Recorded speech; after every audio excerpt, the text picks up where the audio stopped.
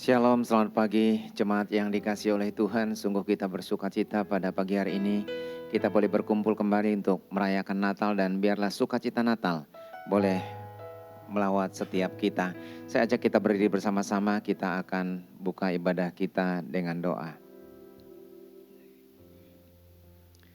Mari kita tunduk kepala. Adapun pertolongan kita datangnya dari Tuhan yang menciptakan langit bumi serta segala isinya. Tuhan yang setia dan tidak pernah meninggalkan perbuatannya tapi kekal untuk selama-lamanya. Turunlah atas saudara sekalian anugerah dan sejahtera dari Bapa, kasih karunia dari Tuhan Yesus Kristus, serta lawatan kuasa Roh Kudus curahkan atas kita sementara kita merayakan ibadah Natal pada kesempatan pagi hari ini. Amin. Bapa di dalam surga, kami sungguh bersyukur kepada Tuhan karena anugerah-Mu yang begitu besar bagi kami semuanya. Engkau melawat kami, Engkau melawat umat-Mu. Meskipun kami hidup dalam dosa, tetapi Engkau datang untuk menyelamatkan kami. Dan saat ini kami menyerahkan ibadah kami ke dalam tangan-Mu. Tuhan beracara di tengah-tengah kami, mengurapi setiap hamba-hamba-Mu, anak-anak-Mu yang ambil bagian dalam pelayanan, memakai sehingga sungguh-sungguh boleh menjadi alat di tangan Tuhan, membawa kami menikmati kehadiran-Mu. Juga untuk seluruh jemaat, Engkau yang akan melawat sehingga semuanya boleh merasakan kehadiran Tuhan. Seluruh sarana prasarana yang kami gunakan Tuhan kuduskan menjadi alat di tangan-Mu. Kami mau serahkan ibadah kami ke dalam tangan kuasa Tuhan. Di dalam nama Tuhan Yesus kami berdoa. Amin. Silakan duduk Bapak Ibu dan Saudara yang kasih dalam Tuhan.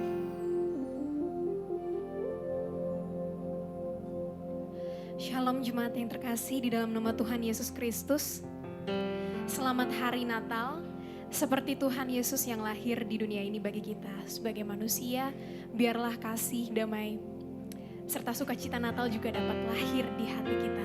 Kita akan datang untuk membawa segala hormat dan syukur kita, sebab Ia Allah yang layak untuk menerima segala pujian dari kita. Haleluya.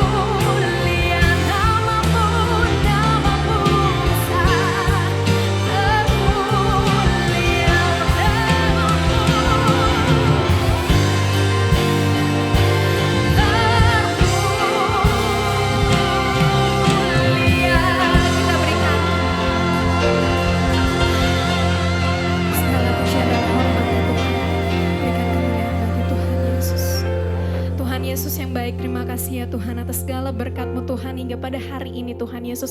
Kami Tuhan bisa Tuhan Yesus merasakan ya Tuhan sukacita Tuhan di momen kelahiran-Mu Tuhan. Biarlah ya Tuhan Yesus seperti Tuhan Engkau yang datang ke dunia ini Tuhan. Berkorban ya Tuhan Yesus, Engkau turun Tuhan sebagai manusia. Biarlah ya Tuhan kasih, damai, sukacita Tuhan, damai sejahtera itu Tuhan terus ada di dalam hati kami ya Tuhan Yesus. Terima kasih ya Bapa, terima kasih Tuhan Engkau yang akan mengurapi setiap hati pikiran kami. Berkati pada saat kami akan memuji dan menyembah nama-Mu dan juga pada saat nanti kami akan menyambut firman-Mu. Hanya di dalam nama Tuhan Yesus kami sudah berdoa dan mengucap syukur. Haleluya.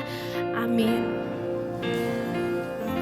Ada sukacita Natal pada pagi hari ini Bapak Ibu semua. Amin. Ya, kita mau satukan hati kita mau menyembah Dia, kita mau memuji nama Dia, kita meninggikan Dia. Haleluya.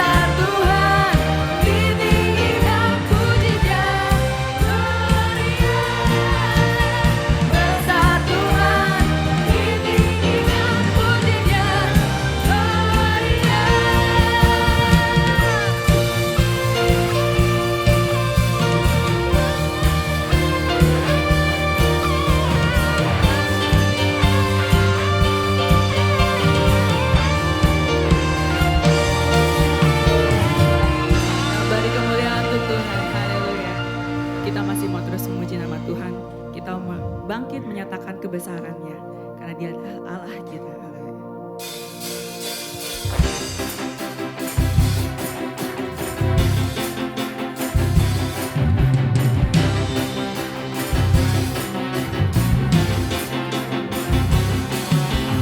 Mari kita semua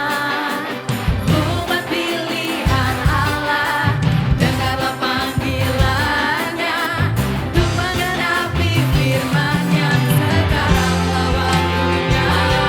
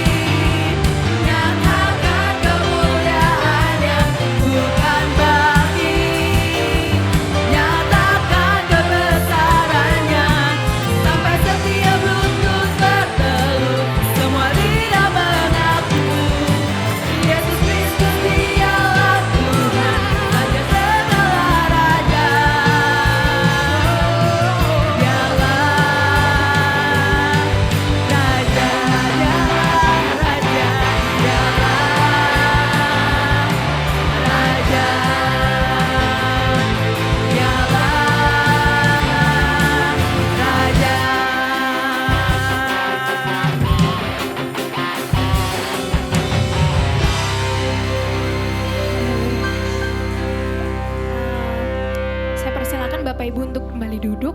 Sebentar kita akan menyaksikan persembahan pujian dari KAA. Dipersilakan untuk maju ke depan.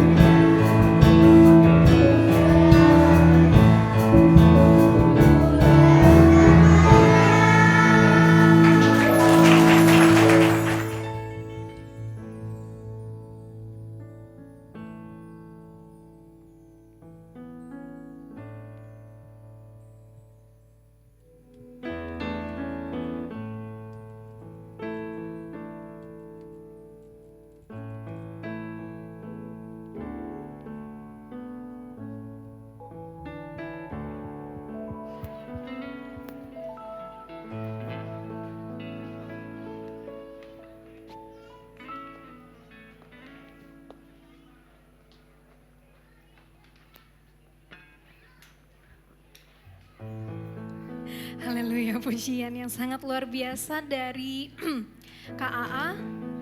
Kita akan tetap bersuka cita membawakan pujian bagi Tuhan. Kita akan bergembira sebab Tuhan telah datang ke dunia ini. Joy to the world because the Lord has come.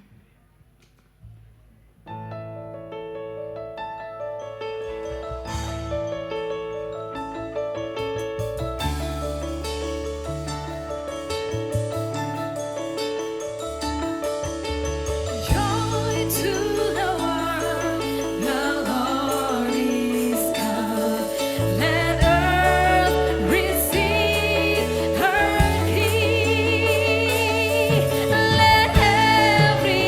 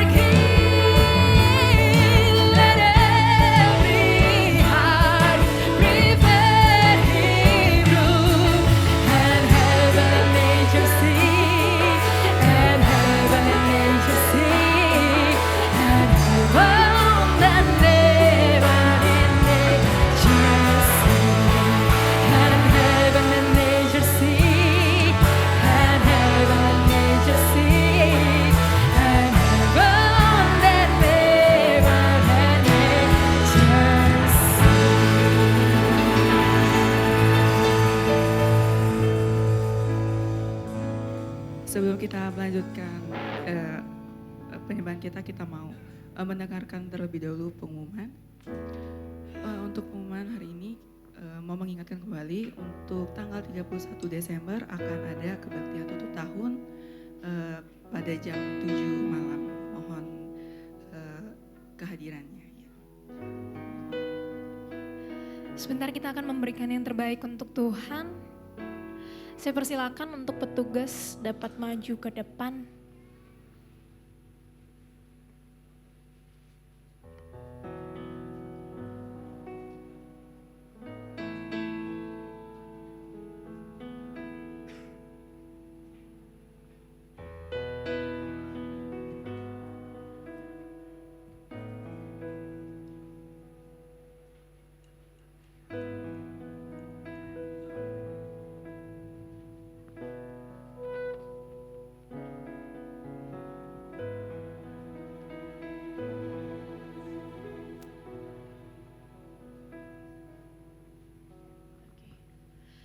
Untuk doa persembahan akan dipimpin oleh Saudari Karina. Mari semuanya kita berdoa. Tuhan, terima kasih Tuhan atas berkat pada hari ini ya Bapa. Kami bisa merayakan Natal di gereja-Mu di tempat ini ya Bapa dengan sukacita Natal ya Bapa. Sebentar kami ingin memberikan yang terbaik ya Bapa. Engkau berkati, Engkau sertai ya Bapa. Terima kasih ya Bapa, terima kasih Yesus. Dalam nama Tuhan Yesus Kristus kami berdoa dan mengucap syukur. Haleluya, amin. Kita akan pujian Gita Sorga Bergema.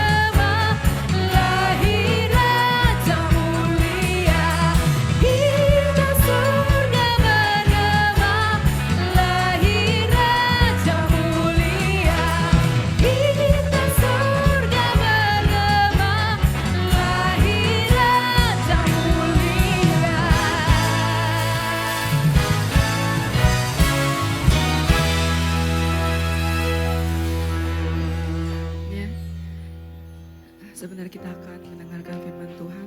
Sebelumnya kita mau siapkan hati kita. Biarlah Natal kali ini bukan hanya sekedar rutinitas tahunan biasa, tapi kita mau Natal itu masuk ke dalam hati kita.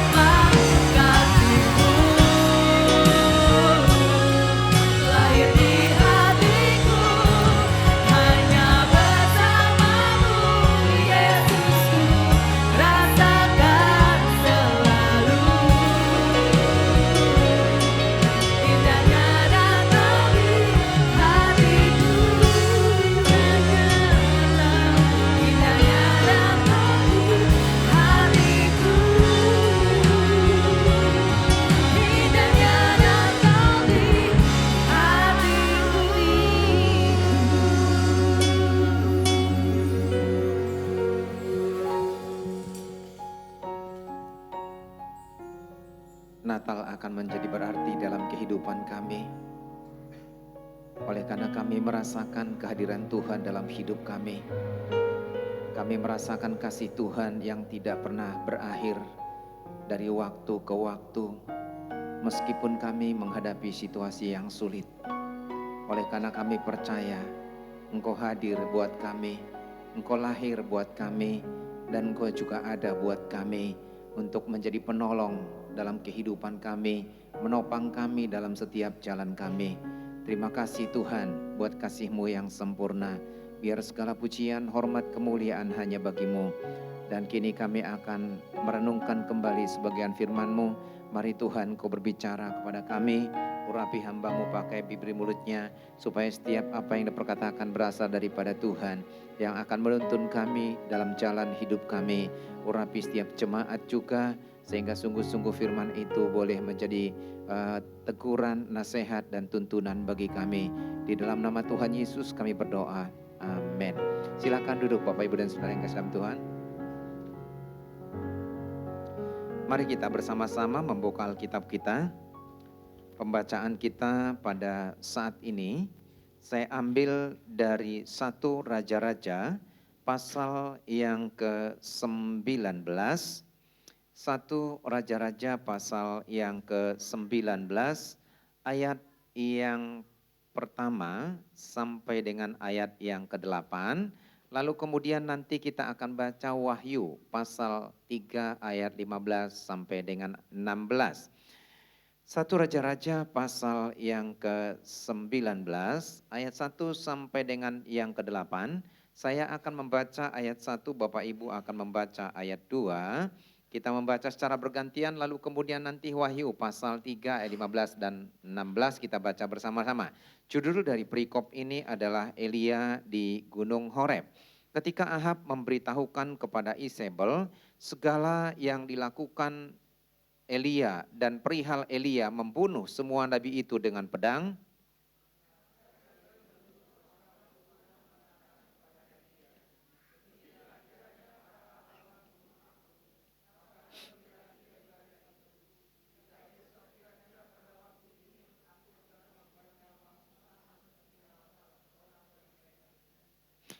maka takutlah ia, lalu bangkit dan pergi menyelamatkan nyawanya.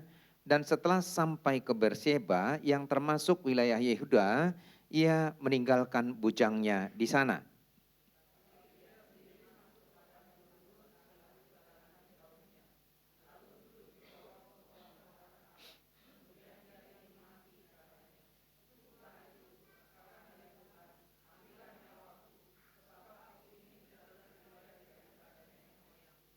Sesudah itu ia berbaring dan tidur di bawah pohon arar itu. Tetapi tiba-tiba seorang malaikat menyentuh dia serta berkata kepadanya, "Bangunlah, makanlah."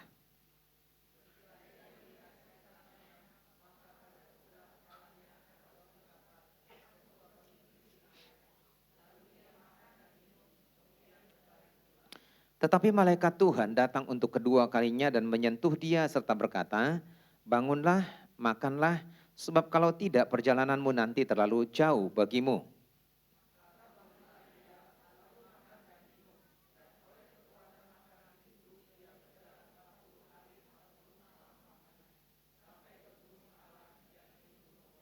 Oke, kita buka bersama-sama Wahyu pasal yang ketiga. Wahyu pasal yang ketiga ayat 15 sampai dengan ayat 16. Kita baca bersama-sama. Wahyu pasal 3 ayat 15 sampai dengan 16.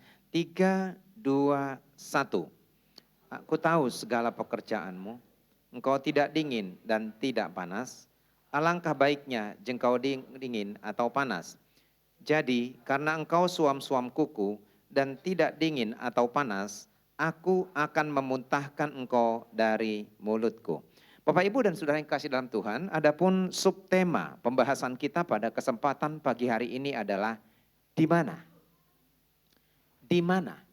Dan di mana? Kalau berbicara tentang di mana, itu berarti kata tanya untuk menerangkan suatu tempat atau posisi tertentu. Ya, kalau kita sedang menelpon kepada seseorang, lalu kita berkata, kamu di mana?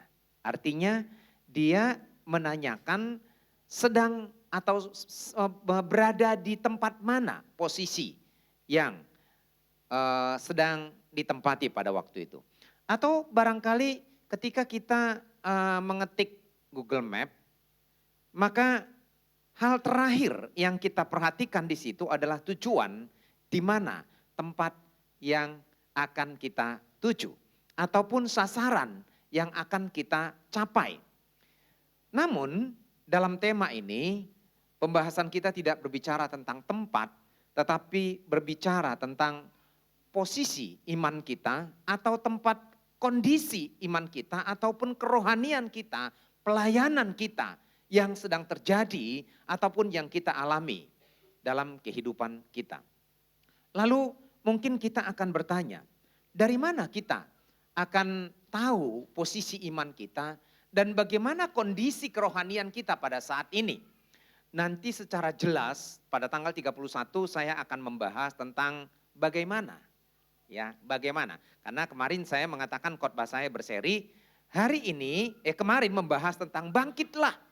Ada berbagai macam situasi yang kita alami dalam kehidupan kita. Bagaimana kita menghadapi situasi itu? Hari ini kita berbicara tentang di mana sebenarnya posisi kerohanian kita, posisi iman kita, posisi mungkin pelayanan kita.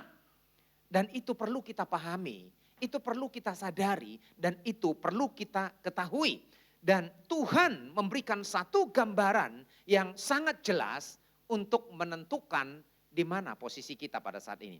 Ketika Tuhan berbicara kepada jemaat di Laodikia, Tuhan mengirimkan surat kepada jemaat tersebut.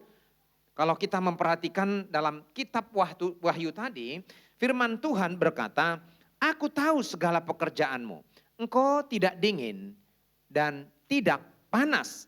Alangkah baiknya jika engkau dingin atau panas." Jadi alangkah baiknya jikalau engkau dingin atau panas. Tidak ada pilihan lain. Karena pilihan yang di antara itu Tuhan mengatakan, "Aku akan memuntahkan engkau karena seseorang yang hidup suam-suam kuku." Jadi melihat kepada gambaran ini ada 3 kondisi, ada 3 status, ada 3 posisi iman, kerohanian ataupun pelayanan seseorang. Yang pertama adalah dingin. Itu artinya membeku, ya. Tidak ada lagi semangat, tidak ada lagi gairah, tidak ada lagi dorongan untuk melakukan sesuatu. Itu artinya seseorang dalam kondisi tertidur dalam imannya. Mungkin tertidur masih mungkin, tapi kalau sudah mati nggak bisa dibangunkan lagi. Itu adalah kondisi terakhir dalam diri seseorang. Dan Tuhan tentu tidak perlu mempertanyakan lagi. Ketika seseorang sudah dingin dan mati, maka tidak ada sesuatu lagi yang bisa diubah. Tidak ada sesuatu lagi yang bisa dilakukan. Tidak ada sesuatu lagi yang bisa diperbaharui ketika kondisi iman seseorang sudah dingin dan mati. Mengeras. Sama seperti kalau kita misalnya berbicara tentang kematian. Orang seringkali, saya beberapa waktu yang lalu saya melihat satu video, lalu kemudian dia berkata begini, ini salah satu tradisi orang Kristen, khususnya orang Sumatera, ya. Ketika menjelang Paskah atau menjelang Natal, mereka akan pergi berziarah ke kuburan orang tua ataupun nenek moyang mereka. Saya tidak tahu persis apa yang mereka lakukan, karena saya tidak pernah mengikuti tradisi itu. Dan pada umumnya mereka pergi kalau mereka masih punya warna-warni kehidupan kekristenan, biasanya mereka hanya datang ke tempat itu untuk membersihkan, mengunjungi kuburan para kakek moyangnya ataupun orang tuanya. Tetapi mereka yang hidup dalam sinkritisme atau pencampur adukan kehidupan rohani dan nilai-nilai kehidupan rohani itu tidak mempengaruhi tindakan dan keputusan mereka. Ada yang bawa rokok, ada yang bawa makanan, lalu kemudian ngomong ke kuburan itu. Ya, mungkin itu kalau emaknya berkata begini, "Mak, aku datang sekarang aku bawa pisang mak, makan mak." Ngomong kok ke batu gitu, kenapa gak dikasih aja ke saya gitu kan, lebih enak gitu kan. Atau kasih ke yang lain gitu, saudara-saudara yang lain yang butuh pisang atau butuh apel gitu. Lalu dibawa rokok, ya saya pernah mengatakan ini, lalu dinyalain rokok itu supaya bapaknya bisa ngerokok. Karena bapaknya memang selama hidupnya masih ngerokok, merokok. Kok masa hidupnya tapi tidak pernah dibeliin rokok. Tetapi udah mati dibeliin rokok, lalu dinyalain. Pak, saya datang, ini rokok kesukaanmu Pak, ayo diambil. Oh lalu kemudian menyala ada asapnya, itu Bapak datang. Atau mungkin ketika ada seseorang yang meninggal, lalu pergi ke rumah duka, lalu mereka berdiri di depan jenazah tersebut. Mereka berdoa di situ, kenapa? Supaya diterima arwahnya di sisi Tuhan yang Maha Kuasa. Enggak ada sesuatu yang bisa kita rubah ketika seseorang sudah mati, ketika seseorang sudah dipanggil oleh Tuhan. Tetapi justru Tuhan ingin ketika kita masih hidup, maka sesuatu kita lakukan dalam kehidupan kita untuk mengubah posisi kita. Tetapi posisi dari mati tidak mungkin juga diubah dalam posisi suam-suam atau tidak dingin atau tidak panas. Kalau tidak dingin, tidak panas itu artinya kalau istilah pada masa kini dikatakan hidup segan mati tak mau. Tahu ya artinya ya? Hidup segan, mati tak mau. Hidupnya aja angot-angotan, hidupnya enggak punya gairah, enggak punya semangat, berputus asa, hanya berkeluh kesah, tidak ada lagi gairah dalam hidup ini, seolah-olah hidup ini sudah rata dan tidak ada lagi artinya. Itu mungkin disebabkan oleh beberapa macam faktor, ya. Nah, Tuhan justru mengatakan, kalau engkau tidak dingin dan tidak panas, maka aku akan memuntahkan engkau. Itu artinya menjijikkan. Dan saya percaya tidak ada seorang pun di dalam kehidupan kita mendapatkan sikap ataupun respon menjijikkan. Kalau orang sudah menjijikkan, itu artinya mau muntah menghadapi orang itu, enak menghadapi orang ini. Karena tidak punya pendirian. Biasanya orang ini adalah orang yang mencela-mencela, kiri oke, kanan oke, dan tidak ada pendirian dalam hidupnya. Dibilang Kristen ya memang saya Kristen, tetapi tidak pernah mengalami perubahan, tidak pernah mengalami jamahan Tuhan dalam kehidupannya, dan tidak pernah mengalami pertumbuhan dalam imannya. Jadi kiri oke, kanan oke. Ya. Dan Tuhan mengatakan, aku memuntahkan engkau. Tapi yang ketiga, dikatakan di sini, engkau harus panas. Artinya panas di sini, bersemangat, bergairah, dan punya naluri untuk terus maju melangkah dalam meraih satu posisi kehidupan iman dalam kehidupan mereka.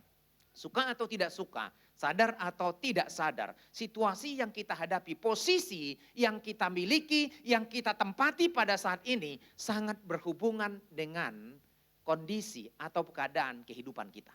Suka, kesenangan, kebahagiaan, keberhasilan, kegagalan, sakit, penyakit, beban hidup, itu mempengaruhi posisi iman kita dan bagaimana kita berespon terhadap situasi itu. Karena respon itulah yang paling utama dan yang terutama bagaimana kita berpersepsi, bagaimana kita melihat, bagaimana kita menilai dan kemudian bagaimana kita berespon terhadap situasi yang kita hadapi. Karena dalam hidup kita tidak selalu kita senang, tidak selalu berhasil, tetapi ada kalanya kita berduka, ada kalanya kita bersedih, ada kalanya kita mungkin bersuka cita, ada kalanya kita kecewa, ada kalanya kita gagal, ada kalanya kita berhasil. Tetapi bagaimana kita menyikapi semua keadaan ini? Tadi ketika saya sampai di gereja, jam 7 kurang saya sampai di gereja, saya buka handphone saya. Ada panggilan tak terjawab dari kakak saya yang nomor 1. Lalu kemudian saya telepon balik. Lalu diangkat, lalu saya bilang selamat Natal. Iya, selamat Natal. Kok jadi begitu? Saya bersuka cita sekarang. Baru kali ini Natal mama kita sudah tidak ada. Saya bilang, semua orang akan mengalami saat-saat waktu tersebut. Karena satu saat pun kita akan dipanggil oleh Tuhan. Tetapi justru selama kita masih hidup, bagaimana kita menyikapi kehidupan ini sehingga kelak kita punya tempat khusus yang disediakan oleh Tuhan bagi kita. Jadi bagaimana kita berespon? Kalau mengikuti hati dan pikiran kita yang nangis setiap hari. Tapi apakah itu menambah sesuatu yang baik, sesuatu yang positif? Kehilangan betul kehilangan. Tetapi justru bagaimana kita bisa melihat, belajar dari situasi itu. Nah, saya mencoba Bapak Ibu mengambil dari kisah Nabi Elia ini. Kita kembali kepada pembacaan kita tadi dalam kitab Raja-Raja. Sebenarnya kitab Raja-Raja ini, peristiwa kisah Nabi Elia ini dimulai dari pasal yang ke-16 sampai ke bagian akhir. Kita tahu bahwa Elia itu adalah seorang nabi yang dipanggil oleh Tuhan secara luar biasa, spektakuler dan hebat. Bahkan di Alkitab hanya ada 2 orang yang tidak mengalami kematian dalam hidupnya. Ingat Bapak Ibu, siapa di Alkitab? Hanya 2 tokoh Alkitab yang tidak pernah mengalami kematian dalam hidupnya. Dan dia adalah orang-orang yang hebat. Yang pertama adalah Henok. Ya, yang kedua adalah Elia. Henok itu nggak tahu dengan cara apa, yang jelas dia tidak pernah mengalami kematian, dia naik ke surga. Tapi Elia itu spektakuler lagi, dia naik kereta kuda, naik ke surga. Itu sesuatu yang spektakuler. Tapi ketika kita melihat akhir kehidupan daripada Elia, ini merupakan sesuatu yang sangat mengagumkan, itu sesuatu yang hebat, itu pengalaman yang luar biasa. Tetapi kalau kita menoleh sejenak pengalaman kehidupan Elia, tidak semegah itu, semengagumkan itu. Tetapi justru memang kita melihat bahwa itu adalah ending yang sangat luar biasa, membahagiakan, ending yang saya kira sulit untuk dicapai oleh seseorang. Tetapi untuk sampai ke sana, ada satu proses yang panjang dan suka duka dialami oleh Elia. Tetapi justru dia sampai kepada posisi itu karena dia berespon secara positif ketika dia menghadapi situasi senang ataupun tidak dalam hidupnya. Karena dalam perjalanan kehidupan kita, ini kita ibarat seperti roda. Betul ya?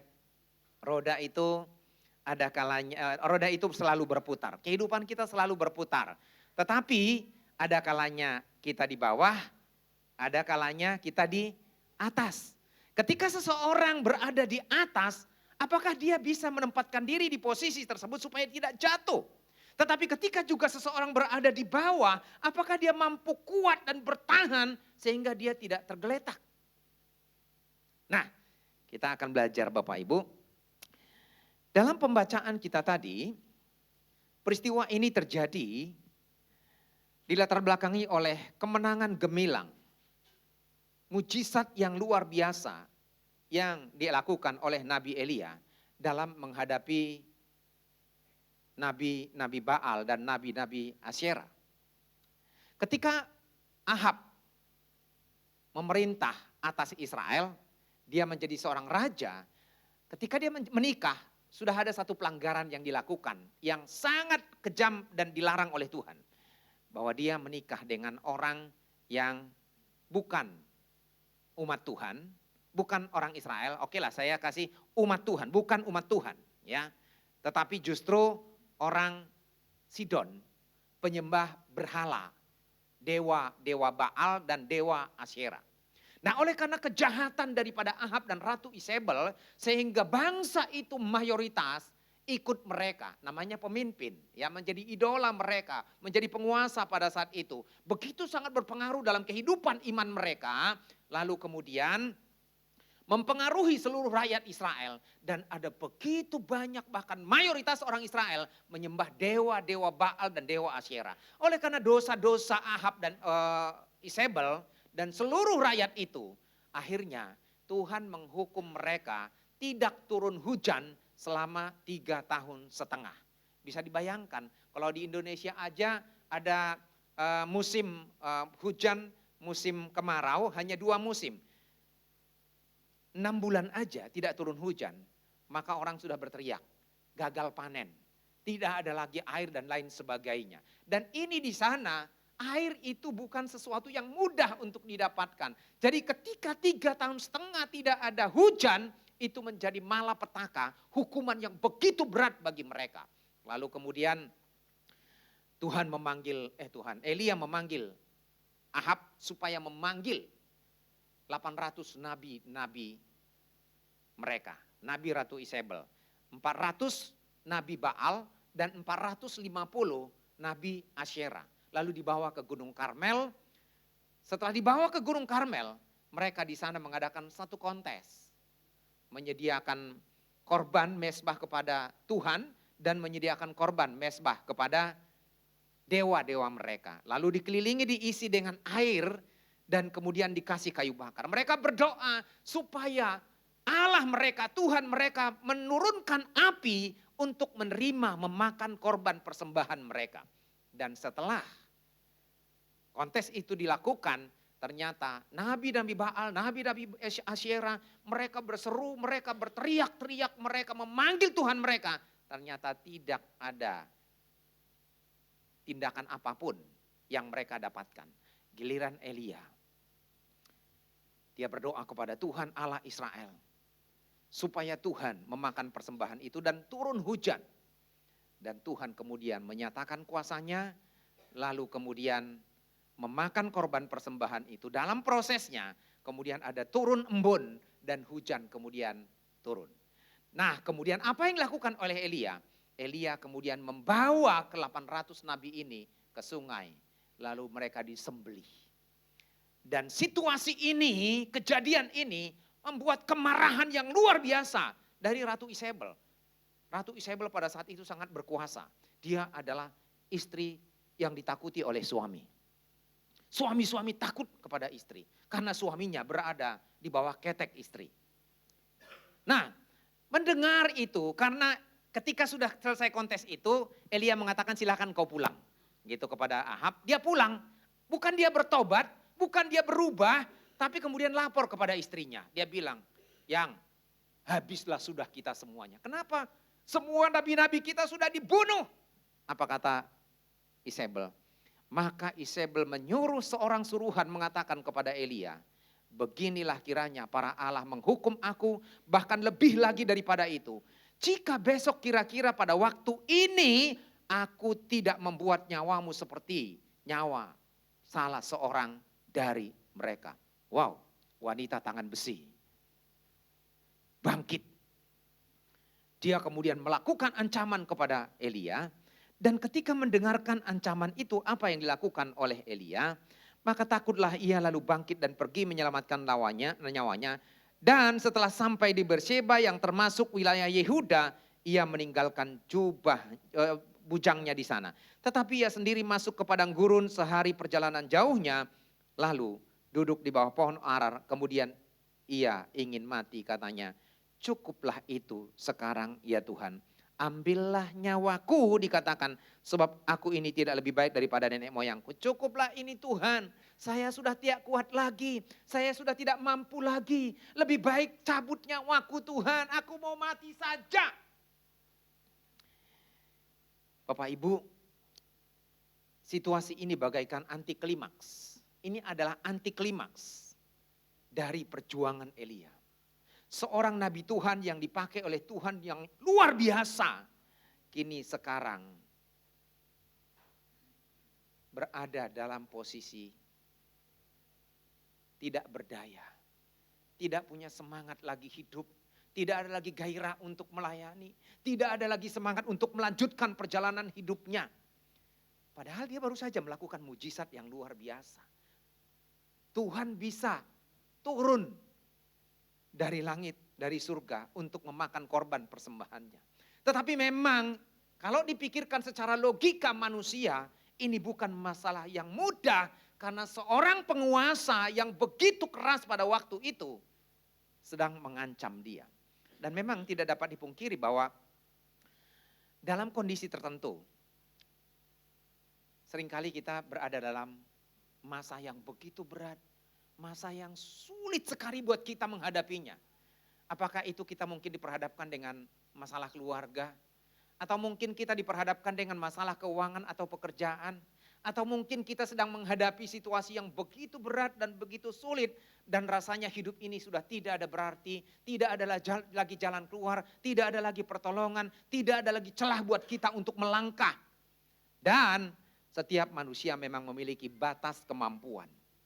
Kita memiliki kemampuan normal, baik kesehatan kita, kebahagiaan kita, akal kita, fisik kita, emosi kita. Dan ketika kita sampai kepada garis batas yang tidak mungkin lagi dilampaui, pada saat itulah bagaimana kita bersikap atau berespon terhadap situasi itu. Dan kadang-kadang dalam menghadapi situasi seperti itu, kita mendapatkan sinyal-sinyal tertentu supaya kita berubah haluan ataupun mengambil langkah yang lain ataupun mungkin melakukan sesuatu supaya kita bangkit dari situasi itu. Ya, kita dipulihkan dari keadaan itu. Sehingga kita tidak semakin terjerumus, kita belajar dari situasi itu. Dan ternyata ketika tekanan berat itu sedang dialami oleh Elia, dia berkata sudah cukup. Enggak ada lagi yang bisa aku lakukan. Sampai di sini dan lebih baik Tuhan ambil nyawaku. Bapak, Ibu dan Saudara yang kekasih dalam Tuhan, sebenarnya kenapa Elia sampai kepada situasi itu? Saya mencatat di sini Bapak Ibu ada 3 hal yang kita renungkan pada saat ini. Mungkin setahun belakangan ini kita mengalaminya juga dalam hidup kita. Walau kita tidak berkata Tuhan lebih baik aku mati. Tapi mungkin bisa aja seperti itu karena tidak ada lagi pengharapan, tidak ada lagi kekuatan, tidak ada lagi semangat hidup. Yang pertama yang menyebabkan kenapa Elia berkata seperti itu.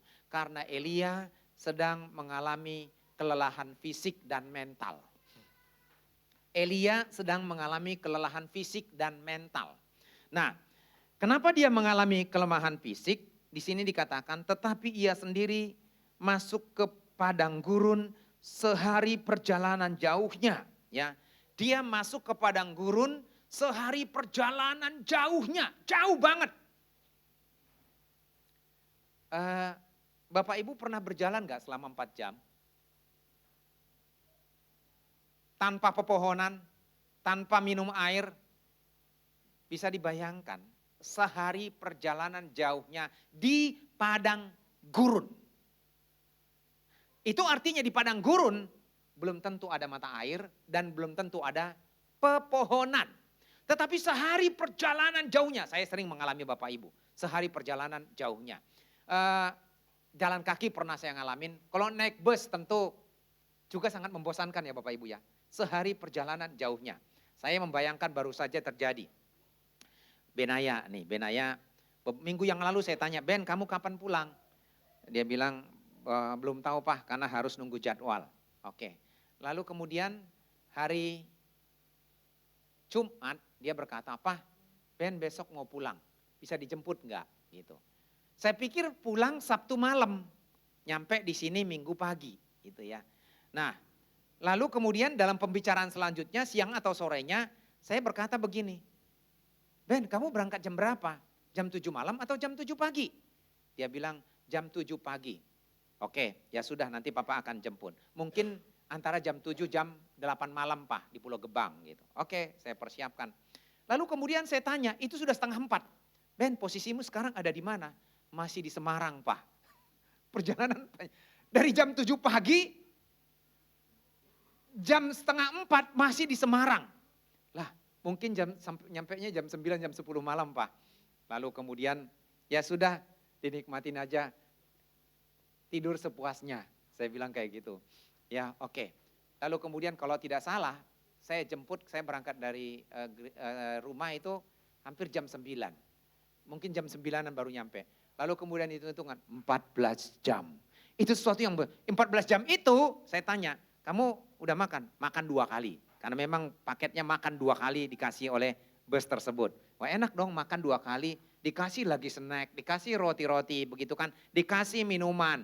Berhenti di tempat restoran yang enak, itu kan enak sehari perjalanan jauhnya. Ini sehari perjalanan itu 14 jam ya. Ini sehari perjalanan jauhnya, tidak ada restoran, tidak ada teh manis, boro-boro teh manis, teh pahit pun tidak ada. Ya teh pahit pun tidak ada. Padang gurun berlari tanpa ada ngelihat ujungnya. Hanya oase doang. Pandangan jauh ke depan, menoleh ke belakang. Karena siapa tahu dikejar. Kalau orang kan lagi takut dikejar, itu biasanya menoleh ke belakang kan. Saya ngalami Bapak Ibu waktu masih kecil. Jadi dari rumah saya ke kebun kami itu Bapak Ibu ke sawah, itu ada kuburan. Sebenarnya saya nggak pernah tahu, itu cuma namanya doang. Saya tahu, aneh lagi namanya Nangkupe. Ngelewatin kuburan itu. Jadi namanya anak kecil dari dulu kan kita ditakut-takutin. Kalau udah kuburan kayaknya ada hantu, ada setan. Jadi kalau saya lewat situ Bapak Ibu, saya pasti jalan gini. Kayak ada yang ngejar saya, padahal tidak ada yang ngejar saya. Nah orang seperti itu biasanya tidak damai. Kecantol pun kakinya nggak kerasa. Nah ini sehari perjalanan jauhnya, itu capek Bapak Ibu. Biasanya kalau orang capek itu sensi. Belum lagi capek mengalami tekanan mental. Kenapa tekanan mental? Setelah bertubi-tubi terus pelayanan, capek terus pelayanan, sekarang kemudian dikejar-kejar, dia ancam, itu tekanan mental Bapak Ibu. Bukan tekanan mental ya. Biasanya kalau orang Medan susah membedakan antara mental dan mental. Betul enggak? Beda loh mental sama mental. Mental itu tung gitu ya. Kalau mental itu adalah kejiwaan ya. Karena orang Sumatera kan susah. Mental kau gimana gitu. Mental kau gimana? Enggak, mental kau gimana? Mental gitu, mental. ya itu intermezzo Bapak Ibu. Nah, dia mengalami kelelahan fisik dan tekanan mental, tekanan psikologis, dan itu berat banget Bapak Ibu. Siapapun yang mengalami seperti dialami Elia, sedang berada dikejar-kejar oleh penguasa, itu pasti mengalami saat-saat yang berat. Dan saya mencoba menggali Bapak Ibu, seseorang yang mengalami tekanan mental, apalagi ditambah dengan tekanan fisik, itu ciri-cirinya begini. Ya, mudah-mudahan tidak ada yang seperti itu sekarang. Kalau ada pun ya Tuhan jamah dan Tuhan lawan. Biasanya perasaan gagal dan adanya keraguan pada diri sendiri. Selalu merasa gagal, ragu terhadap diri sendiri. Dia tidak mampu, tidak sanggup, tidak bisa. Terus terngiang-ngiang di pikirannya. Yang kedua, merasa tidak berdaya dan kalah. Yang ketiga, kehilangan motivasi, kehilangan semangat. Nggak ada lagi gairah, udah capek. Kemudian yang keempat adalah merasa sendirian. Elia pun seperti itu. Dia mengatakan, sekarang aku tinggal sendiri. Berkali-kali dia mengatakan, sekarang aku tinggal sendiri. Kalau kita melihat Bapak Ibu, pasal 1 ayat 18, lalu kemudian pasal 2 ayat 23, ayat 19, ayat 10, lalu kemudian ayat 14, pasal 19 ayat 14, dia berkata, aku sendiri sekarang. Itu terjadi Bapak Ibu. Saya tidak mencari ini dari Alkitab Bu, saya mencoba dari ilmu psikologi. Pada saat seseorang mengalami tekanan mental, apa yang terjadi? Kehilangan motivasi, merasa sendiri. Walaupun ada banyak orang merasa sendiri. Lalu kemudian pandangannya selalu negatif thinking. Berpikir negatif, curiga. Lalu kemudian cepat marah, merasa putus asa, merasa cemas berlebihan dan lain-lain. Karena mengalami tekanan mental. Dan itu terjadi dalam kehidupan Elia karena masalah dan begitu berat. Dan dalam kehidupan kita sekarang pun ada begitu banyak masalah yang kita hadapi. Mungkin diri kita sendiri, mungkin dengan pasangan kita, mungkin dengan anak-anak kita, mungkin dengan rekan sekerja kita, mungkin dengan keluarga yang lain, mungkin dengan berbagai macam situasi. Kalau kita tidak bisa menyikapinya secara benar sesuai dengan kebenaran firman Tuhan, maka situasi ini bisa terjadi dalam hidup kita. Kita kehilangan semangat hidup, kita menjadi orang yang sensi, kita merasa kesepian, merasa sendiri, tidak ada orang lain lagi yang peduli. Tetapi saya percaya dalam situasi seperti ini, kalau kita mencoba belajar, introspeksi diri dan melihat hal-hal yang positif yang dikerjakan Tuhan, tidak akan tenggelam. Yang kedua, kenapa Elia mengalami seperti itu? Karena kecewa, merasa gagal. Itu ya. Dia kecewa dan merasa gagal. Kekecewaan yang dialami oleh Elia itu sangat berat. Khususnya setelah terjadi mujizat, ada api yang turun dari langit dan ada hujan turun. Lalu kemudian dia mengalahkan dan membunuh 800 nabi-nabi tadi. Itu adalah kesuksesan yang luar biasa.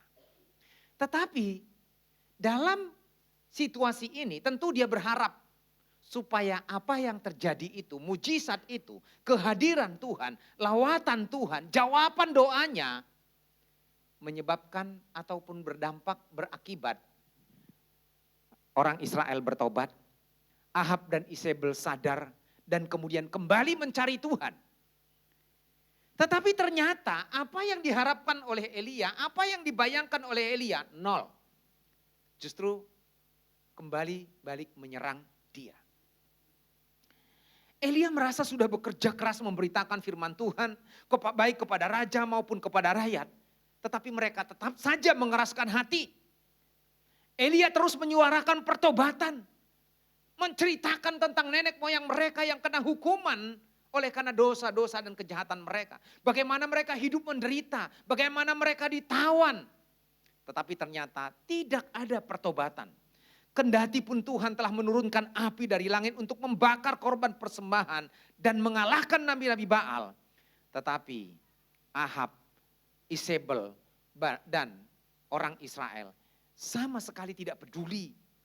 Dan mereka tetap hidup dalam dosa mereka, menyembah kepada ilah-ilah mereka, yaitu penyembahan kepada Baal dan Asyera. Itu sebabnya dia merasa bahwa apa yang sudah dilakukan, kerja kerasnya selama ini, ternyata gagal total.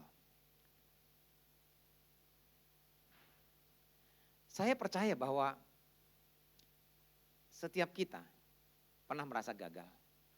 Bahkan mungkin sering. Dan perasaan gagal seringkali membuat kita merasa tidak lagi mampu, tidak lagi berguna, dan tidak lagi berarti. Walaupun memang kegagalan itu adalah sesuatu yang normal, lumrah, manusiawi kita hadapi dalam kehidupan kita. Karena tidak ada seorang pun dalam hidupnya tidak pernah gagal. Betul? Ada di sini tidak pernah gagal? Ada enggak? Bolanya saya kasih Timothy lagi. Boleh ya tim ya? Kalau saya ngelihat dari dulu itu hidupnya Timothy itu enak. Tapi di balik enaknya itu pernah gagal atau tidak? Pernah ya? Ketika gagal gimana rasanya? Pusing ya? Pasti pusing kan? Ya. Ada di sini tidak pernah gagal? Saya kepingin belajar. Mencontoh, meneladani. Tolong angkat tangan, ada yang di sini tidak pernah gagal? Kalau saya kira tidak pernah gagal itu Tuhan. Kalau kita sudah tidak pernah gagal lagi berarti kita sudah Tuhan. Kan ada lagu mengatakan dia tak pernah gagal, betul ya? Karena dia maha kuasa, dia maha tahu, dia sanggup melakukan apapun juga, nggak mungkin dia gagal. Yang gagal adalah kita. Ya, tetapi setiap orang pernah gagal. Tetapi bagaimana mereka menghadapi situasi ini? Justru ketika Elia gagal, apa yang dia lakukan? Dia melarikan diri dan menyelamatkan diri. Ini yang jadi masalah Bapak Ibu. Coba kita lihat di sini. Maka takutlah ia lalu bangkit. Dia bangkit untuk apa? Bukan bangkit berdoa kepada Tuhan, berseru kepada Tuhan, mencari Tuhan, meminta pertolongan kepada Tuhan. Bukan, tetapi apa yang dilakukan? Pergi menyelamatkan nyawanya. Pergi menolong diri sendiri. Pergi menyelamatkan diri sendiri. Adakah seseorang yang bisa mampu menyelamatkan dirinya sendiri? Menyelamatkan nyawanya. Ada yang bisa menyelamatkan nyawanya? Ada enggak Bapak Ibu? Orang kan kepingin memang nyawanya ini ada memang. Saya bingung juga kok ada orang yang bisa hidup 1000 tahun. Makanya ada syair itu kan. Aku mau hidup 1000 tahun lagi. Ada enggak Bapak Ibu di sini mau hidup 1000 tahun? Ada enggak Bapak Ibu? Enggak usah 1000 tahun deh, 100 tahun ada yang mau enggak? Enggak ada yang mau. Kenapa? Jujur Bapak Ibu, saya dengan melihat realita kondisi Bapak Ibu saya tidak mau kepingin seumur mereka. Saya tidak kepingin seumur mereka. Karena kasihan Bapak Ibu. Bertahan hidup tapi menderita. Setiap kali Bapak saya telepon Bapak Ibu, baru 2 hari lalu telepon. Setiap kali dia telepon dia berkata begini, saya sudah enggak bisa jalan. Itu selalu dia katakan, saya sudah tidak bisa jalan. Saya sudah enggak sehat. Saya selalu berkata begini, ya namanya faktor usia. Jangankan Bapak, sudah umur segitu 97 tahun. Saya aja baru separohnya. Sudah banyak kelemahan. Ya sudah dinikmatin aja. Tapi memang berat mengatakan dinikmatin aja, bagaimana bisa menikmatinya? Masih bersyukur bapak saya itu enggak pikun. Ya, tetap masih bisa mengingat. Ibu saya pun meninggal usia 98 tahun, enggak pikun, cuma kondisi fisiknya. Tapi itu kasihan Bapak Ibu. Nah, justru saya berpikir kalau memang Tuhan kasih saya panjang umur, Tuhan jangan sakit-sakitan. Tapi kalau enggak 70 tahun cukuplah. Memang itu penggenapan Alkitab. Masa hidup kami 70 tahun, kalau kami kuat 80 tahun. Lebih dari itu kesukaannya adalah kesukaran dan penderitaan. Itu memang Alkitab katakan. Dan tidak ada seorang pun yang bisa, walaupun mereka mungkin cari ilmu hitam, pesugihan, supaya hidup nyawanya lebih panjang lagi gitu. Ya, pergi ke gunung, apa itu? Gunung Kawi, supaya kaya. Lalu pergi kemana? Katanya makan arwah bayi, supaya nanti panjang umurnya. Enggak ada Bapak Ibu. Kalau Tuhan sudah menentukan, enggak ada yang bisa menghalanginya. Nah, di sini dia mau mati Bapak Ibu. Dia kepingin menyelamatkan nyawanya. Aneh ya, ini kontradiksi Bapak Ibu. Memang orang kalau lagi tekanan mental, itu nggak bisa dipegang omongannya. Sebentar A, sebentar B. Ini Elia pun seperti itu. Dia pergi mau menyelamatkan nyawanya, tapi setelah dia sampai ke tujuannya, mendingan aku mati. Kontradiksi nggak Bapak Ibu? Satu sisi kepingin menyelamatkan nyawa, sisi yang lain kepingin mati. Dunia ini sudah nggak ada arahnya lagi. Tapi namanya orang mengalami tekanan berat. Itu keputusasaan. Tetapi saya kira kenapa bisa terjadi seperti itu? Yaitu tadi karena memang dia merasa kecewa karena kegagalan. Dan kegagalan itu adalah segalanya. Tidak ada lagi jalan keluar. Tapi saya pikir-pikir setelah saya menjalani kehidupan ini Bapak Ibu. Kegagalan saya yang lalu justru seringkali menjadi pelajaran berharga. Membawa hal yang lebih positif dalam hidup saya. Ada banyak Bapak Ibu. Saya menganggap itu tadinya kegagalan. Tapi justru ketika saya mampu melewatinya. Lalu saya berpikir, saya berkata kemudian, ya puji Tuhan ya, saya bersyukur dengan kenyataan itu. Karena saya tidak merasa kalah, saya tidak menyerah, lalu kemudian saya melangkah, ternyata Tuhan memberikan yang lebih baik dari apa yang pernah kita pikirkan dan pernah kita bayangkan. Jadi ketika engkau gagal, ketika saya gagal, jangan kegagalan itu menyebabkan keputusasaan, membuat kita melarikan diri, kita kemudian berhenti dan berputus asa. Tetapi tetap kuat dan semangat bersama dengan Tuhan, maka ada jalan lain yang lebih baik yang Tuhan akan lakukan. Ya, Tuhan akan mengerjakan segala sesuatu. Yang ketiga Bapak Ibu, yang terakhir. Kenapa dia kemudian berputus asa seperti itu? Karena dia sedang dilanda oleh kecemasan dan ketakutan. Ya, dilanda oleh kecemasan dan ketakutan. Ancaman dari Ratu Isabel yang hendak membunuhnya membuat dia mengalami kecemasan secara luar biasa. Dan sebenarnya cemas itu adalah respon normal manusiawi dalam menghadapi ketidaknyamanan. Tapi ketika ketidaknyamanan itu, kecemasan itu berlebihan, itu akan menimbulkan depresi. Ya. Dan depresi yang berlebihan bisa menyebabkan ODGJ. Tahu ya Bapak Ibu, sekarang kan nggak boleh mengatakan orang gila. Sekarang mengatakan ODGJ, orang dalam gangguan jiwa. Nah, jadi ada kecemasan, kecemasan menyebabkan depresi, depresi menyebabkan ODGJ. Karena tidak mampu berespon secara positif dan secara benar terhadap keadaan. Nah, dan salah satu tadi kenapa dia seperti itu? Karena dia memang mengalami kelelahan fisik dan mental. Kenapa mengalami seperti itu? Karena dia merasa gagal. Dan tadi saya mengatakan dia juga merasa sendiri. Ya, coba kita lihat Bapak Ibu. Saya kepingin kita baca ini. Dia merasa sendiri.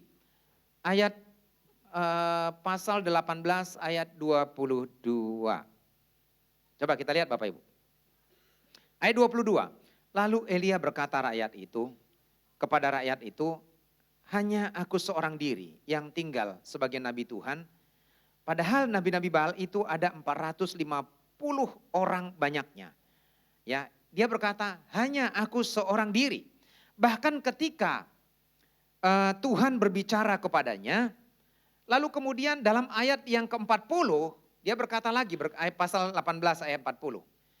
Kata Elia kepada mereka, kepada orang-orang Israel, tangkaplah nabi-nabi Baal itu. Seorang pun dari mereka tidak boleh luput. Setelah ditangkap Elia membawa mereka ke sungai Kison dan menyembelih mereka di sana. Oke, lanjut. Pasal, tadi itu salah baca saya. Ayat yang ke-14, ketika Tuhan berbicara kepada dia, jadi dalam perjalanan ke Gunung Horeb, itu jauh banget Bapak Ibu. Dia berjalan 40 hari 40 malam, melewati padang gurun, dan sampai di sana kemudian dia tertidur. Dalam ayat yang ke-14 berkata Tuhan memanggil dia. Saya mencoba bertanya kepada, membaca ayat yang ke-13. Segera sesudah Elia mendengarnya, ia menyelubungi mukanya dengan jubahnya, lalu pergi keluar dan berdiri di pintu gua itu. Maka datanglah suara kepadanya yang berbunyi, ini suara Tuhan. Apakah kerjamu di sini Elia? Jawabnya, jadi kenapa kamu nganggur di sini? Gitu. Lalu dia berkata, jawabnya, aku bekerja segiat-giatnya bagi Tuhan. Allah semesta alam, karena orang Israel meninggalkan perjanjianmu, meruntuhkan mesbah-mesbahmu dan membunuh nabi-nabimu dengan pedang. Hanya aku seorang dirilah yang masih hidup dan mereka ingin mencabut nyawaku. Lalu kemudian ayat 10. Ayat 10, tadi saya langkahin ternyata. Ayat 10. Jawabnya, aku berkata bekerja segiat-giatnya bagi Tuhan, Allah semesta alam. Karena orang Israel meninggalkan perjanjianmu, meruntuhkan mesbah-mesbahmu, dan membunuh nabi-nabimu dengan pedang. Hanya aku seorang dirilah yang masih hidup, dan mereka ingin mencabut nyawaku. Pasal 19, nah ini berkali-kali Bapak Ibu diungkapkan oleh Elia. Jadi karena dia merasa sendiri, tidak ada lagi pertolongan. Padahal kalau kita membaca dalam bagian lain, masih ada nabi-nabi lain yang disembunyikan. Masih ada berapa ribu orang, 7.000 orang Israel yang masih hidup, yang percaya kepada Tuhan. Dan sebenarnya dia tidak sendiri, masih banyak orang yang percaya kepada Tuhan. Masih ada nabi-nabi lain yang masih hidup bersama dengan dia. Tetapi justru dia karena mengalami ketakutan, dia merasa hidup sendiri, tidak ada orang yang peduli, tidak ada orang yang lagi satu beban, sepenanggungan, satu masalah dengan dia. Kadang-kadang memang di dunia ini kita merasa bahwa hanya kita yang mengalami seperti itu. Hanya kita yang pernah gagal, orang lain tidak pernah gagal. Padahal semua, saya membaca orang-orang yang sukses di dunia ini, mereka mengalami kegagalan berkali-kali.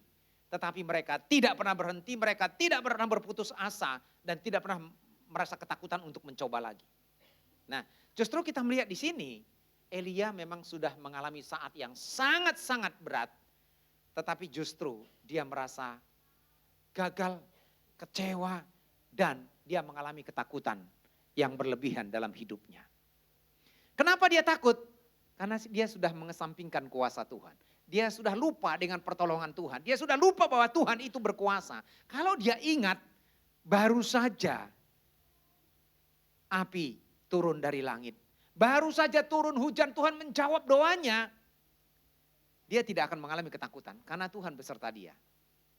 Tapi memang kadang-kadang Bapak Ibu, kalau kita saat-saat menjalani hidup ini baik-baik saja, kita bisa berkata, puji Tuhan, luar biasa. Lalu kemudian kita nyanyi, kalau Tuhan besertaku, aku rasa tak takut. Kalau Tuhan besertaku, aku rasa sentausa. Saya tanya, Tuhan beserta Elia enggak di sini? Beserta Elia enggak? Iya, perjalanan pertama dia tertidur, Tuhan membangunkan dia dengan memberikan air minum, lalu ada roti bakar, betul ya? Ada air minum di kendi, berarti Tuhan ada di situ. Dan ketika juga dia melarikan diri 40 hari 40 malam dia berada di gua di tempat itu. Tuhan ada di situ. Tapi kadang-kadang memang kita berpikir Tuhan gak ada di situ lagi. Kita lupa dalam sekejap bahwa Tuhan ada di sekeliling kita. Pertolongan Tuhan ada bagi kita. Dan kita tidak lagi merasa ada orang lain. Padahal ada orang lain yang lebih berat daripada kita. Betul gak? Kalau kita mengingat ada orang lain yang lebih berat daripada kita, maka kita sedikit akan punya semangat. Tapi kalau kita merasa aku yang paling susah dalam hidup ini, aku yang paling miskin dalam hidup ini, aku yang paling bodoh dalam hidup ini, akulah yang paling, pokoknya yang paling menderita dalam hidup ini. Ya udah, mungkin lebih baik mati. Karena kita merasa bahwa kita yang paling berat, kita yang paling menderita. kok mereka bisa enak aja ya. Kita selalu banding-bandingkan diri kita. Mereka bisa makan di restoran, mereka bisa punya ini, mereka kok. Kadang-kadang memang di media sosial itu banyak nipu Bapak Ibu. Ya kadang-kadang kita ngelihat gini, ada suami istri, mesra banget begitu. Mesra banget, kayaknya dunia ini milik mereka berdua. Di foto, di story mereka juga seperti itu. Bahagia banget. Tapi padahal kita tahu, tiap hari berantem, pukul-pukulan. Saya kenal orang seperti itu Bapak Ibu. Kalau di foto, di Facebook, bahagianya dunia ini milik mereka berdua. Tanya Adi, pasti tahu itu Adi. Dia ketawa di belakang sana. Karena kita sama-sama tahu gitu. Dia bilang gini, aku pikir orang itu bahagia banget Pak. Katanya dia. Wah bahagia banget, rukun banget, mesra banget dan lain sebagainya. Padahal pukul-pukulan tiap hari. Istri disiram pakai kopi, coba. Itu realita Bapak Ibu. Nah, contoh misalnya gini. Suami lagi kepingin tidur gitu istirahat. Tapi istrinya kepingin jalan-jalan belanja. Ayo jalan-jalan gitu. Nah, suami dia bilang lagi capek. Karena tetap aja dia lagi ngopi itu. Bus siram mukanya. Lalu kemudian mereka pergi refreshing. Yang satu kepingin benar-benar refreshing gitu, memandang lautan yang indah, pepohonan, pegunungan, begitu mana. Istrinya kepingin foto terus. Ayo foto lagi, suaminya bilang, foto melulu dari tadi, mau nikmatin kayak ini gitu. Orang Indonesia memang seperti itu, makanya orang pergi ke Israel nggak tahu ceritanya, nggak tahu tempatnya karena foto melulu. Lalu kemudian ribut berantem, pulang sendiri-sendiri Bapak Ibu. Ini real, ini fakta Bapak Ibu. Nah, tetapi harusnya kita tidak usah bersandiwara lah dalam hidup ini begitu kan. Yang kalau memang lagi susah, ya kita bukan menikmati. Karena memang gak bisa menikmati kesusahan itu. Ya kita jalanin, kita hadapin itu semuanya. Dengan kekuatan, kuasa Tuhan. Dan sebenarnya masih banyak orang yang mungkin lebih susah daripada kita. Tetapi kita mau belajar. Dalam situasi seperti ini. Sekalipun kita menghadapi situasi yang berat, tidak ada lagi kemampuan, tidak ada lagi kekuatan, tidak ada lagi jalan keluar. Tuhan selalu ada di situ. Tetapi bagaimana supaya kita kuat? Nanti tanggal 31 ya Bapak Ibu, jangan sampai nggak datang ya. Jawabannya tanggal 31. Saya hanya mengutip, saya tidak bahas secara panjang lebar ini jawabannya, supaya nanti tanggal 31 datang. Kalau nggak datang nggak kebagian. Tetapi saya mengingatkan kita, ternyata orang hebat, orang yang luar biasa juga punya masalah. Dan setiap orang punya masalah. Tapi bagaimana kita menyikapinya supaya kita tidak terjerumus, kita tidak tenggelam dan tidak kepingin mati. Satu hal yang kita harus ingat selalu, Tuhan ada di situ bersama dengan kita. Dan Tuhan tidak pernah terlambat karena Tuhan selalu tepat waktunya untuk menolong kita. Mari kita berdoa.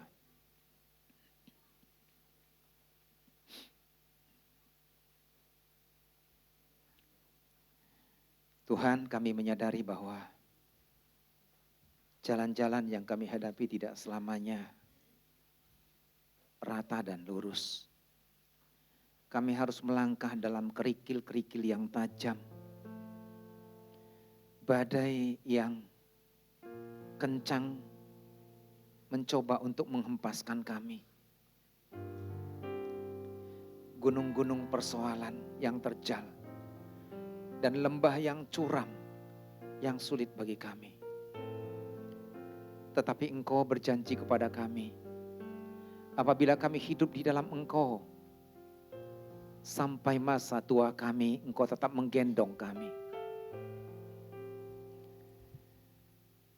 Ingatkan kami selalu Tuhan, bahwa Tuhan ada bersama dengan kami. Dalam setiap musim kehidupan kami. Dan pertolongan Tuhan selalu datang tepat pada waktunya. Tapi ajar kami Tuhan untuk mengelola hati pikiran kami. Dengan benar sesuai dengan firman-Mu. Dan yakin rancangan Tuhan indah buat kami. Jemaat yang dikasih oleh Tuhan, mungkin saat ini engkau ada yang sedang gagal. Gagal dalam berbagai macam hal. Jangan berhenti dalam kegagalan itu. Tetapi bangkitlah. Di hadapanmu ada kehidupan yang baru. Pengharapan yang baru. Ada rancangan Tuhan yang indah bagi setiap kita. Mungkin saat ini engkau lelah secara fisik, secara mental. Karena beban hidup yang begitu berat. Tuhan berjanji, Tuhan akan memberikan kekuatan yang baru. Karena Dia tahu apa yang terbaik buat kita. Mungkin saat ini kau merasa gagal. Mungkin kau ketakutan dengan masa depanmu. Akan pekerjaanmu. Akan masa hidupmu, akan keluargamu. Kalau engkau berjalan dalam rancangan Tuhan, maka yang terbaik Tuhan akan kerjakan. Berdoalah kepada Tuhan dengan segenap hatimu. Dan berkata, Tuhan, ini aku. Aku membutuhkan pertolongan-Mu Tuhan. Aku tidak akan berputus asa Tuhan. Aku tidak akan menyerah Tuhan. Tetapi aku mau bangkit. Karena aku percaya Engkau ada di sisiku. Aku percaya Engkau selalu menopangku. Dan Engkau menuntun aku dalam setiap jalanku. Kami bersyukur untuk firman-Mu Tuhan. Bagi saudara yang dibutuhkan, membutuhkan doa, taruhlah tanganmu di dadamu. Dan katakan kepada Tuhan, aku percaya Engkau maha kuasa Tuhan. Aku percaya Engkau memulihkan aku Tuhan. Aku percaya Engkau membangkitkan aku Tuhan. Aku membutuhkan lawatan-Mu Tuhan. Aku membutuhkan belas kasihan-Mu Tuhan. Aku membutuhkan kuasa-Mu Tuhan tercurah atas hidupku Tuhan. Membangkitkan aku kembali. Engkau mengetahui setiap hati anak-anak-Mu Tuhan. Mereka yang menaruh tangan di dadanya. Mereka ingin mendapatkan kelepasan Tuhan. Mereka ingin mendapatkan kemampuan dan kuasa yang daripada-Mu Tuhan. Karena itu lawatan-Mu tercurah atas mereka Tuhan. Kuasa-Mu tercurah atas mereka. Engkau bangkitkan kembali. Berikan semangat yang baru, pengharapan yang baru, kekuatan yang baru. Sehingga mereka boleh menatap masa depan lebih lagi bersama dengan Engkau Tuhan. Karena Engkau ada buat mereka. Engkau ada menuntun mereka, menopang mereka, menyertai mereka. Terima kasih Tuhan. Kami percaya kepada janji-Mu. Dan kami akan menatap masa depan bersama dengan Engkau. Dengan kekuatan kuasa-Mu. Di dalam nama Tuhan Yesus kami berdoa. Yang percaya katakan amin. Tuhan berkati, saya serahkan waktu selanjutnya.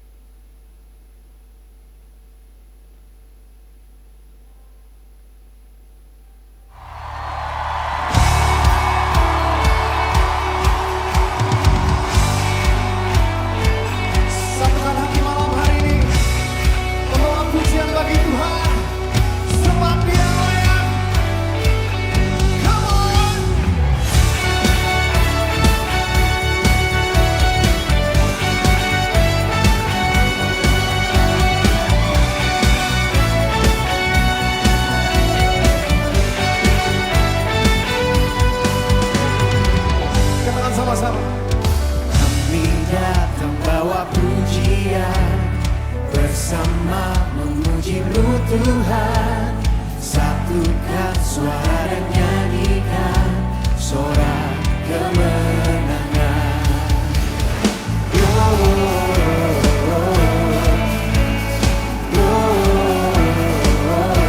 Gloria, besar Tuhan, ditinggikan di atas segalanya.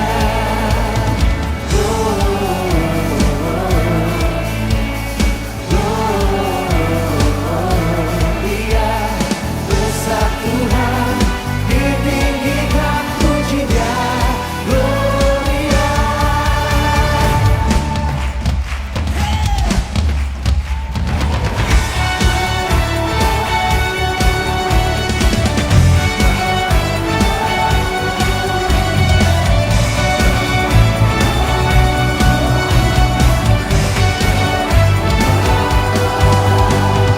Kami datang bawa pujian, bersama memuji-Mu Tuhan. Satukan suara dan nyanyikan sorak kemenangan. Kami datang bawa pujian, bersama memuji-Mu Tuhan. Satukan suara dan nyanyikan sorak kemenangan.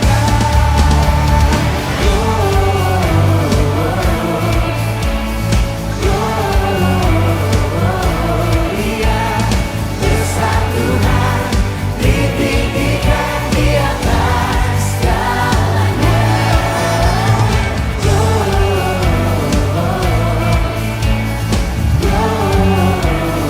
Gloria, besar Tuhan, ditinggikan pujikan. Gloria.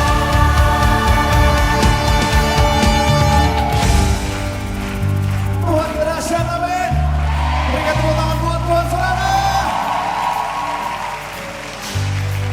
Oh, Jesus. Angkat suaramu sama-sama, satukan hati, katakan. We give you glory, we give you honor, we give you praise for all that you are. We give you glory, we give you honor, we give you praise.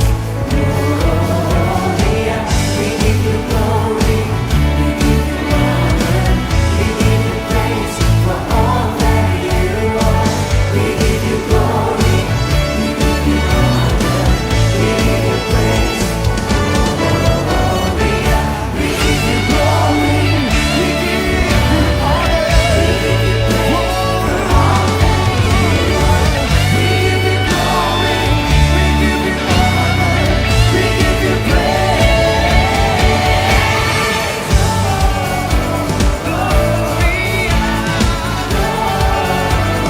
Gloria, besar Tuhan, ditinggikan di atas segalanya.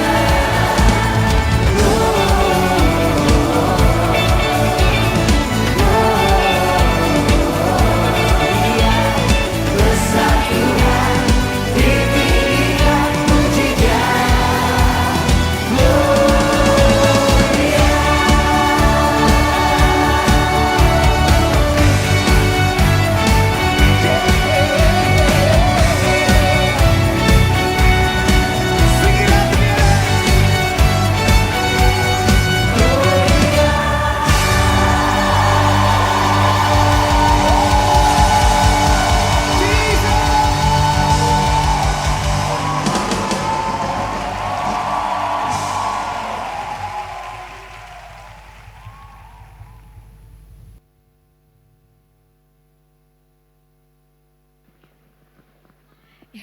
Puji Tuhan, persembahan tarian yang sangat luar biasa. Kita masih akan melanjutkan ke persembahan paduan suara dari Bapak Ibu Permata. Dipersilahkan untuk bersiap-siap dan maju ke depan.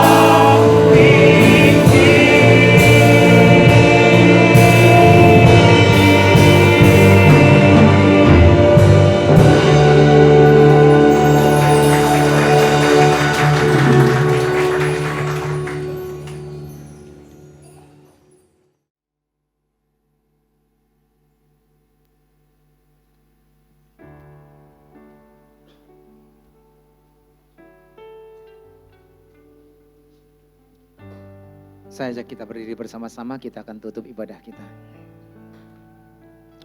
Mari kita berdoa. Betapa kami bangga memiliki Allah seperti Engkau Tuhan. Allah yang rela berkorban buat kami.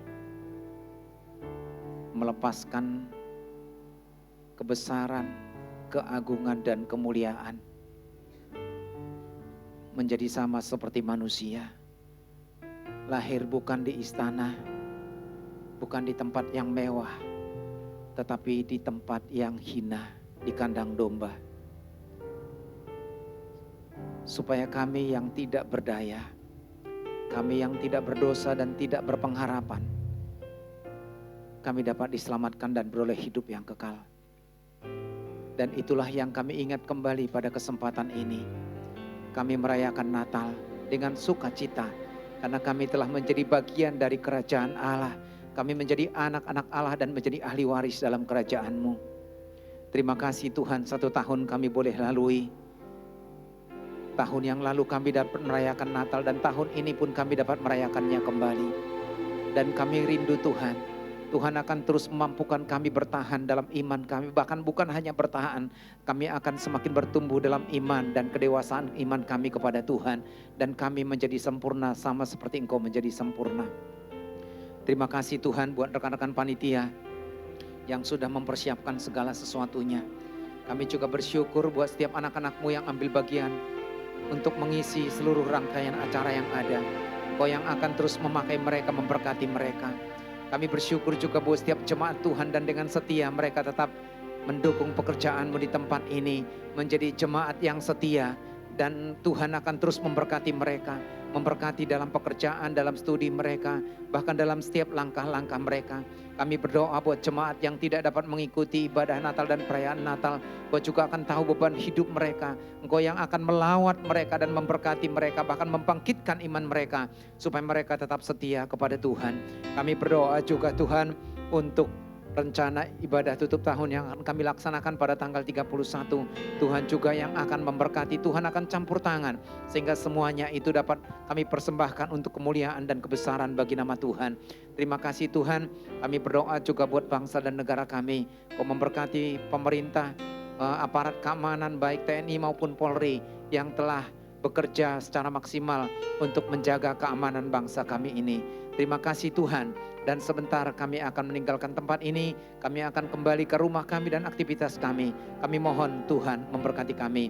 Jemaat yang dikasihi oleh Tuhan, angkatlah hatimu dan terimalah berkat Tuhan. Pulanglah dengan membawa berkat anugerah dan sejahtera dari Bapa, kasih setia dan kasih karunia dari Tuhan Yesus Kristus, serta kekuatan, penghiburan dan penyertaan Roh Kudus nyata tercurah dalam kehidupan saudara dari saat ini sampai Maranatha Tuhan datang untuk yang kedua kalinya, bahkan sampai selama-lamanya. Amin.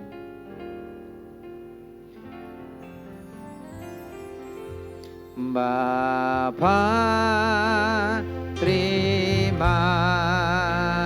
kasih. Bapa, terima kasih.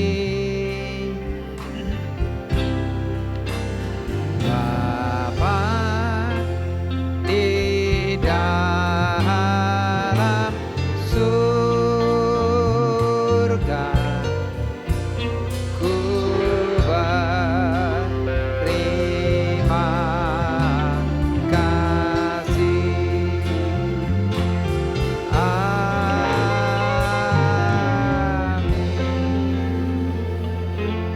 Tuhan berkati kita semuanya. Saya serahkan waktu selanjutnya.